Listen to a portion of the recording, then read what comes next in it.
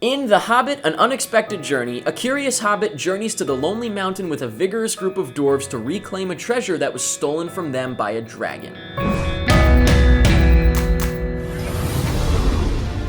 I will take each and every one of these dwarves over the mightiest army.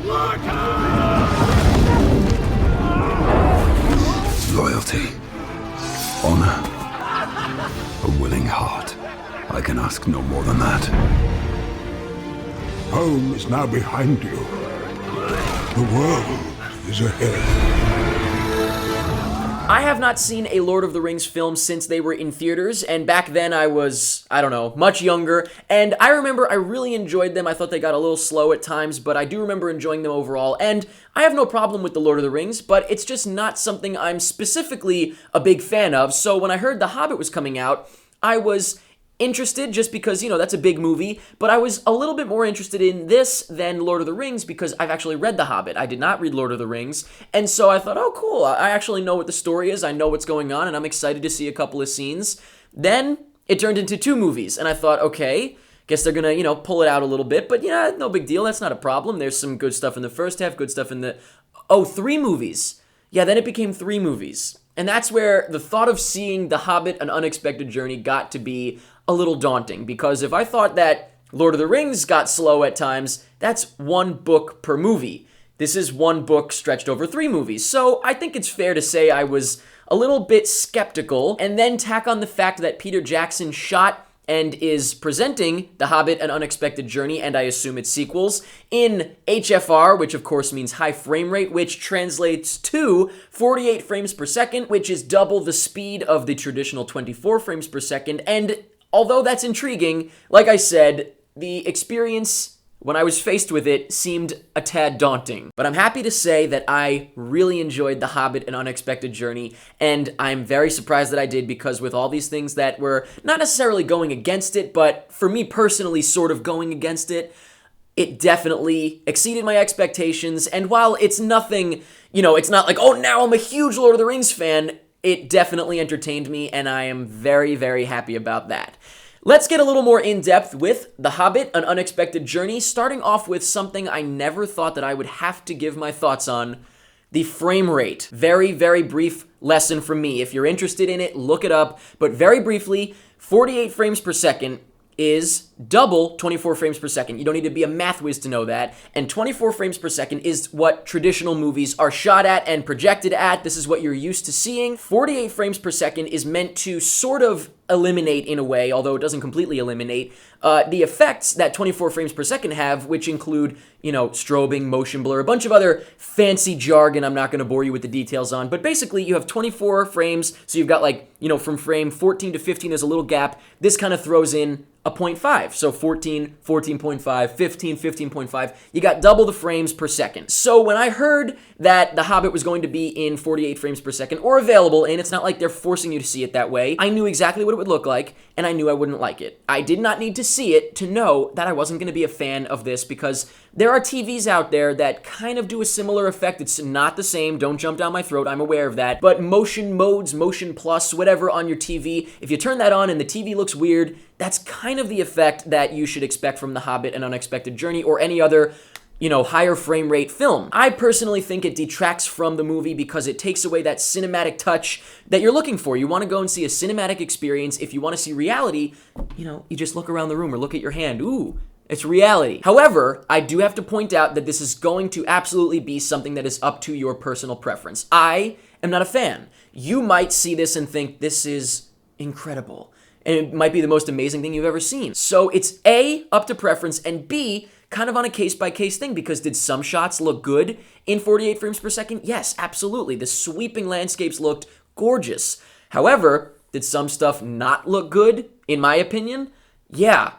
Luckily, it did not ruin the movie for me, but through the whole thing, I was not distracted so much as aware that it was shot in 48 frames per second. Not only did it just have some weird motion to it, to the point where you were actually aware that a camera was filming this thing, but a few things that, through the whole movie just never really looked right are the fact that, of course, everything looks real, which makes it look fake, because the stuff isn't real. It's actors wearing costumes and makeup on a set with props. None of it is real.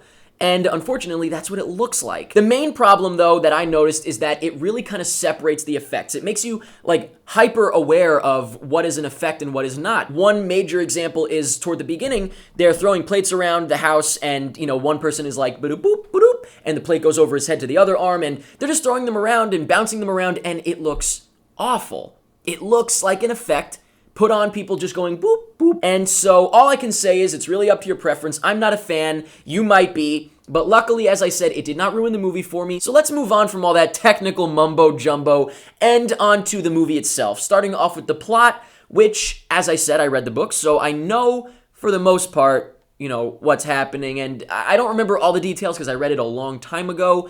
And so I kind of remember things as they happen. But as far as the plot of this one goes, I should point out the fact that, once again, it's the first third of the book. Well, I don't know, give or take. I don't know exactly where it cuts off in the book. But I was expecting it to be really slow for that reason. And it wasn't. It actually had enough substance because they are not only using the Hobbit book, but they are drawing from all different bits of information that didn't make it into the books and stuff like that, as far as I know.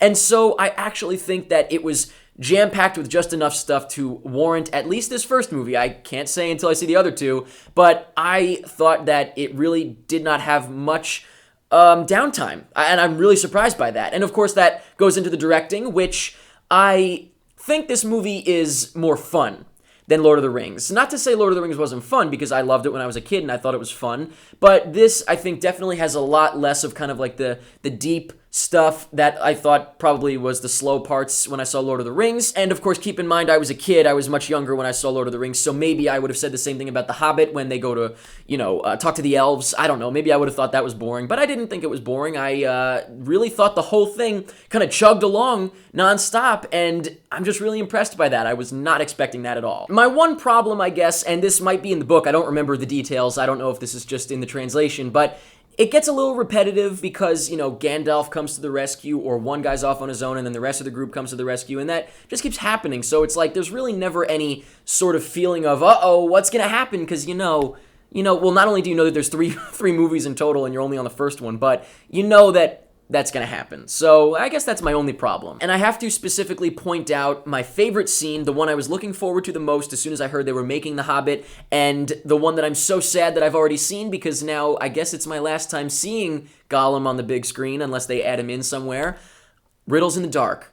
I thought it was freaking awesome. I thought it was great. I was immediately, as soon as I saw Gollum, or as soon as I knew where, Bilbo was, a smile just burst onto my face, and I was so excited. And you could feel in the theater, everyone was like, yes, Gollum, because Gollum just mesmerized me when I was younger. And still to this day, I think he's one of the coolest, most interesting, and most well, brought to life characters or creatures, whatever you want to call them, in movies. And I just am transfixed whenever he's on the screen. And so it's sad, it's bittersweet, because it's the last chance, I guess, to see him on the big screen in a new movie. But I thought that scene was fantastic. It did not let me down. And finally, the acting, I thought, was really good. I mean, there's a lot of, dwarves in this movie. I'm not going to go into each of them specifically, except for that one. No, I'm just kidding. They were all fine. But I will say, of course, that all the returning characters just slipped right back into their roles. They were great. Very happy to see them again on the big screen. It was pretty cool to see all of them together. And the two I'd like to focus on are Martin Freeman as Bilbo